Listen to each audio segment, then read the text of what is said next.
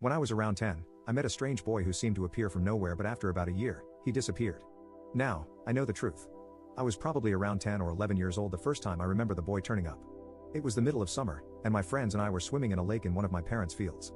I grew up in a small farmer's town, with a population of no more than 200, so everyone knew everyone. There were two schools in the town, one for boys and one for girls.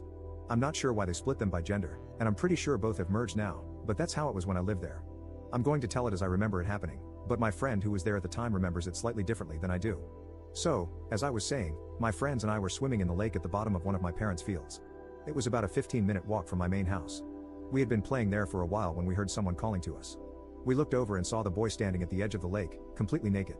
Once we noticed him, he shouted if he could play with us. He looked to be around the same age as us, maybe a little older but not by much. He was super pale, like white pale. I remember being amazed and kind of jealous of his super bright green eyes. He also had shoulder-length white blonde hair, like Draco Malfoy blonde. I looked at my friends, and we said yeah, and he came into the lake with us. None of us recognized him, which was weird because we had all lived in this tiny town for our whole lives, and everyone basically knew everyone living there. He introduced himself as Richard but said he preferred if we called him Richie, so we did. I remember asking Richie where he was from, but he would get all awkward and never give a straight answer. Anyway, after a while more of playing in the lake, Richie seemed fun, and I invited him to come back to my house for supper. He straight away said he would love to come, and my friend was like, "Don't you need to ask your mom?" To which Richie said something like, "Oh, she won't mind." Remember how I said Richie was completely naked? Well, that wasn't so strange. In fact, I'm pretty sure we all were. My friends and I were all boys, and we would skinny dip in the lake normally, so it didn't stick out to me when he first arrived like that. But what did stick out to me was when we got out of the lake, dried, and dressed ourselves, Richie had no clothes with him to get dressed into. I remember thinking that was super weird, but he said something like, "Oh, I must have forgotten to bring them," which again, I thought was very odd. Like, how do you forget your clothes? I wasn't sure how my parents would react to me bringing home a naked boy, so I gave him my briefs and my overshirt to put on. But yeah, that stuck out as very odd. My friends went back home, and Richie and I went to my house. My dad was like, "Where are his clothes?" I just made something up. I'm pretty sure I said something like his clothes got wet, so we left them in the sun to dry. I got him some trousers to put on. We ate supper, during which I remember him having 3 or 4 plates of food. As I said, Richie is a super skinny boy. I was pretty small and skinny at the time, but he was definitely skinnier than I was, so I was confused about how he ate so much. Richie was super polite and sweet to everyone while he was at my house. After supper, I took him upstairs to my room, and we played on my Nintendo 64 together. He had never seen one before and was super amazed by it.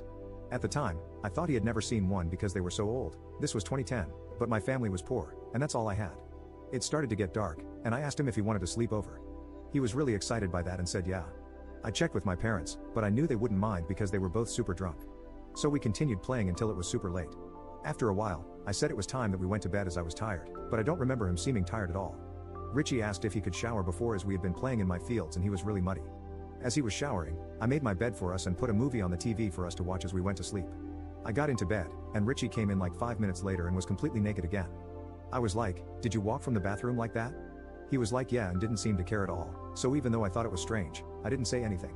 He got into my bed, and I asked him if he wanted any pajamas, and he said no, it was too hot, which, to be fair, I do remember it being really hot that day. I had a Scooby-Doo movie on, and he was really excited by it, not knowing anything about them, which I guess isn't too weird. But looking back, he didn't seem to know any pop culture stuff at all. I mean, we were pretty behind the times in my small town, but we still knew most pop culture. I had slept in quite a lot the next day, but when I woke up, Richie wasn't in my room. I went and asked my mom if she'd seen him, and she said he left early that morning after his parents rang our house. How they knew he was with us or where to ring, I'm still not sure. Richie had taken some shorts from my room because my mom said he couldn't leave without clothes on. I was a little disappointed he left without me, or at least without saying goodbye or without leaving any way of contacting him again. He turned up again a couple of days later when my friends and I were swimming in the lake again. This time he brought clothes, but I'm pretty sure he only brought some briefs and a shirt with no pants, which again, I thought was weird. Over the next year, he and I became super close. We were like brothers. Over the year, I asked if I could see his home or meet his family.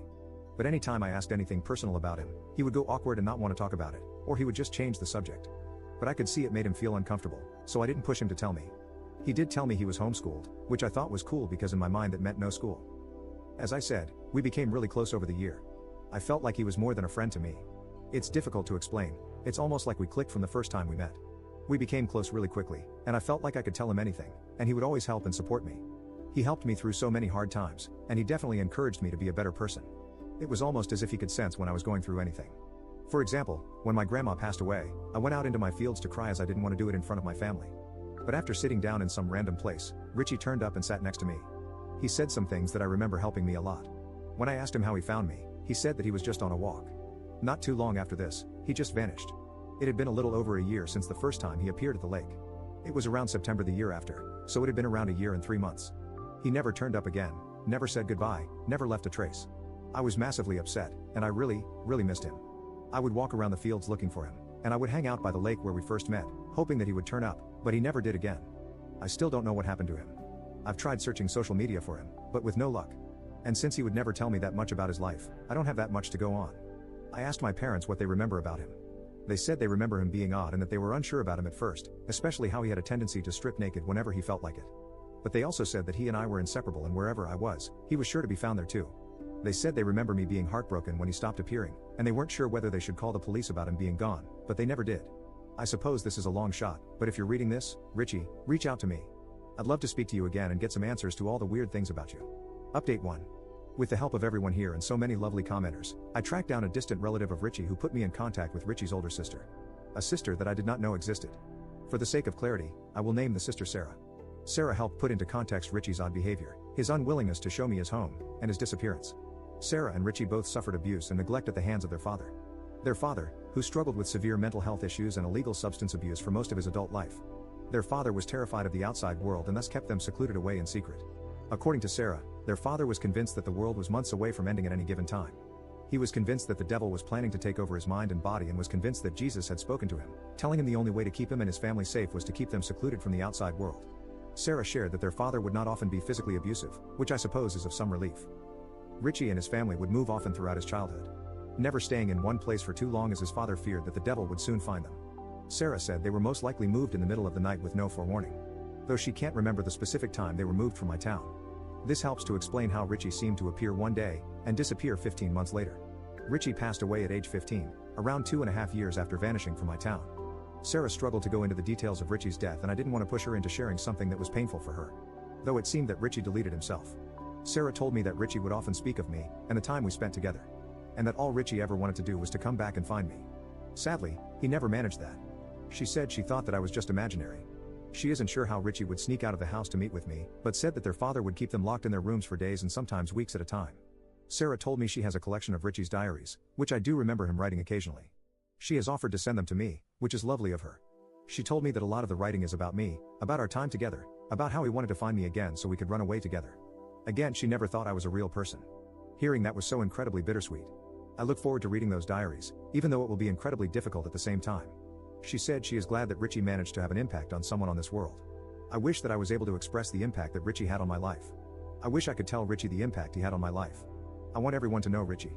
I want everyone to know what an amazing, kind and beautiful person Richie was.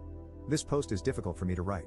Deep down, I think that I resisted searching for Richie more in case this was the outcome. Sarah told me a lot more information, but I've decided to leave out most to respect her privacy. Sarah is away and safe from her father, which I am so glad about. Again, I just want to express how thankful I am for all of you who have helped. For all of you who have offered emotional support. Thank you so much. Richie, I love you. I'm sorry I couldn't help you. I'm sorry I didn't pick up on the signals that you were in danger. I hope you can forgive me. Richie, you were the only true friend I've ever had. It's so hard for me to write this. I feel so sick that I didn't do more. Richie, I want you to know you saved me so many times throughout my life. So many low moments in my life have been helped because of the memories of you. I am so sorry I wasn't there for you the same way you were there for me. I love you so much, Richie.